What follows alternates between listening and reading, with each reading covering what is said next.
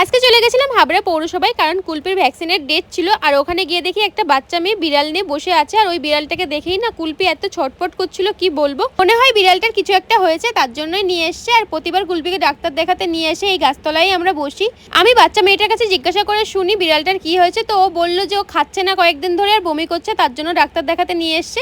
এখন ওকে ইঞ্জেকশন দেবে, আর কয়েকদিন ধরেই ইঞ্জেকশনটা ওর চলবে। এই হাবড়া পৌরসভায় মাত্র 20 টাকা টিকিটের বিনিময়ে তুমি কিন্তু তোমার পেটকে ভালোভাবে ডাক্তার দেখিয়ে নিতে পারবে। শুধু মেডিসিন বা ইঞ্জেকশনটা তোমার কিনে নিয়ে আসতে হবে। তো আমার বর গেছে কুলপির ভ্যাকসিনটা আনতে, আমরা ওর জন্য ওয়েট করছি। আর এর মধ্যে দেখি একটা ল্যাবকে নিয়ে এসছে, ওরও বেশ কি শরীর খারাপ, তার জন্য ওকেও ইঞ্জেকশন দিচ্ছে। আর এই পৌরসভার থেকে মেডিসিনের দোকানটা অনেকটা দূরে, তো আমার বর গিয়ে নিয়ে এসছে। এখন ওকে ভ্যাকসিন দেওয়া হবে, তার জন্য আগে শুয়ে নেব, আর তারপরে পাটা ভালো করে শক্ত করে ধরতে হবে। এবার ভ্যাকসিন দেওয়াই দেখলাম কুলপি খুব একটা রিয়াক্ট করলো না, মনে হয় সেরকম একটা লাগেনি। তো তোমরা যারা জানতে না কিন্তু তোমাদের পেট আছে, তো তোমরা এখানে এসে একবার কিন্তু ডাক্তার দেখাতেই পারো।